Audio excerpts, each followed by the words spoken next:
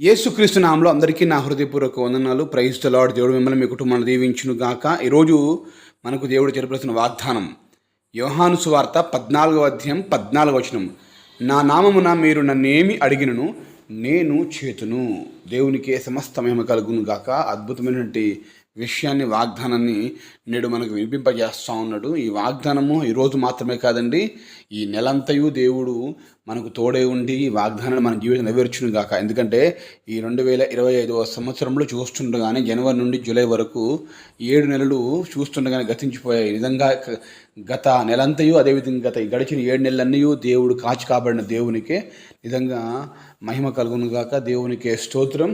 దేవుడి కృప ద్వారానే మనం ఇంతకాలం కాపాడబడి ఆయుష్తో ఆరోగ్యంతో ఉండగలిగి ఉన్నాము. ఎందుకంటే ఈ రోజును చూడడం వాళ్ళు ఎంతోమంది ఉన్నారు, కానీ దేవుడు అట్టి కృప ఇచ్చున్నాడు మనం జీవించడానికి. మరి అంత మాత్రమే కాకుండా ఈ నెలంతటికి, అదేవిధంగా ఈ రోజుకి కావాల్సిన ఆగస్టు మాసం అంతటికి దేవుడు కావాల్సినటువంటి గొప్ప వాగ్దానాన్ని దేవుడు ఇస్తున్నాడు. నా నామమున మీరు నన్నేమి అడిగినను నేను చేతును. చూడండి, ఒక వండర్ఫుల్ ప్రామిస్ అండి ఇది. నువ్వు ఏదైనా అడుగు, నేను నీకు చేస్తాను అనే విషయం చూడండి ఎంత గొప్పదంటే అది ఊహించలేనిది. ఎవరు కూడా నువ్వు ఏదైనా అడుగు నీకు ఇస్తా అని ఎవరైనా అంటారండి? ఎవరు అనలేరు. ఒకవేళ అన్నా కూడా దాన్ని చేయలేరు. నువ్వు ఏం కావాలి నీకు చెప్పు అంటే, పలానా సమస్య ఉందని, పలానా నాకు చేయండి అంటే, నేను అంత చేయలేను కానీ కొంత చేస్తాను అంటారు. కానీ దేవుడు అలా అనట్లేదు. నువ్వు నా నామ మీరు నన్ను ఏమి అడిగినను, ఏది అడిగినను, ఏది కావాలి నీకు, ఏది అడిగినా. ఇక్కడ విషయం ఏంటంటే అడగటం అనేది ప్రాముఖ్యం. చాలామందికి అడుగుతారు కానీ అడగటము రాక కూడా, వారు ఎలా అడగాలో అడగటం రాక కూడా వారికి ఏమీ దీవెనలు, ఆశీర్వాదాలు పొందుకోలేరు. ఇక్కడ అంటున్నాడు దేవుడు, ఏం అడిగినను అడగాలి. అడుగుడి మీకు ఇవ్వబడిన అన్నాడు కదండి, అడగాలి. వారు నన్ను అడగలేదు కనుక వారికి నేను ఏమీ ఇవ్వలేదు అంటున్నాడు, వారు ఏమి పొందుకోలేదు అంటున్నాడు దేవుడు. సామాన్యుడిగా అడగంది అమ్మాయిని అన్నం పెట్టదు అంటారు కదా. మరి ఆ సామెత ఎంతవరకు నిజమో, కానీ యేసు ప్రభు దేవుడి మాత్రం ముమ్మాటికి వాస్తవం. ఆయన అడిగితేనే ఇస్తాడు. అడగకుండా కొంత సమయంలో అడగకపోయినా దేవుడు దయచేస్తాడు సందర్భాన్ని బట్టి. కానీ ప్రాముఖ్యంగా అన్నాడు దేవుడు అడగండి అన్నాడు. దేవుడు ప్రత్యేకంగా అడగండి అన్నప్పుడు తప్పకుండా మనం అడగాలి. సమస్య ఏదైనా, అది చిన్నదైనా పెద్దదైనా అడుగు. గత 7 నెలలుగా నువ్వు పొందుకోలేనిది ఈ నెలలో అడిగి చూడు. దేవుడు తప్పకుండా ఈ నెలలో నీకు దేవుడు సహాయం చేయను కాక. నువ్వు నమ్ము వాగ్దానాన్ని. ఇక్కడ దేవుడి మనకు చెప్పేందంటే, నా వాగ్దానం, నా వాక్యాన్ని నువ్వు ఎప్పుడైతే నమ్ముతావో అప్పుడు తప్పకుండా నువ్వు కార్యాన్ని చూడగలుగుతావు. నిజమే అండి. తప్పకుండా దేవుడు మనకు సహాయం చేసేవాడు. తప్పకుండా దేవుడు మనల్ని దీవించేవాడు, మనల్ని ఆశ్చర్యించేవాడు, మనల్ని లేవనెత్తేవాడు, మనల్ని బలపరిచేవాడు. ఎందుకు శోధనలు వస్తున్నాయని చెప్పేసి విశ్వాసం కోల్పోకూడదు. ఇక్కడే యోహాను సువార్త 14వ అధ్యాయము 12, 13, 14 వచనాల్లో, పై వచనాల్లో చూస్తే 10 నుంచి ఈ వచనాలు విశ్వాసం అనేది కనపడుతూ ఉంటుందండి. ఎవరైతే విశ్వాసం ఉంచుతారో, విశ్వాసం ఉంచినప్పుడు దేవుడు కార్యం చేస్తారట. అడగగానే సరిపోదట. ప్రార్థనకు ఒకటి తోడు కావాలి, విశ్వాసం కావాలి. విశ్వాసం ఎప్పుడైతే ఏ విధంగా ఉంటుందో తప్పకుండా వారికి దేవుడు తప్పక సహాయం చేస్తాడు. నిజమండి. విశ్వాసం లేకుండా నాకు ఇష్టమైనట అసాధ్యం అన్నాడు కదండి.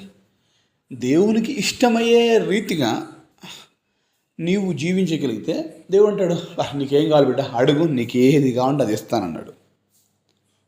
బైబిల్లో ముందు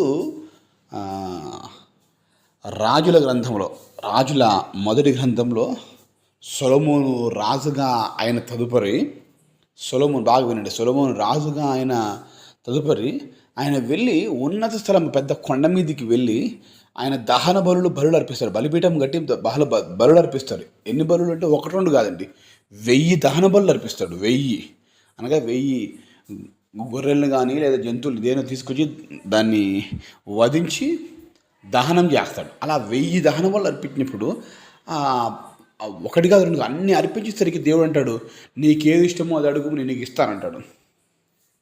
అంటే మన భక్తి ఎక్కువగా ఉండాలి. ఆయన ప్రార్థన 1-2 చేసి ఆగలేదండి. ఆయన కంటిన్యూస్గా ప్రార్థన చేస్తూనే ఉన్నాడు. అంటే దేవుడు ఒక స్టేట్మెంట్ ఇవ్వాలి. ఏ స్టేట్మెంట్?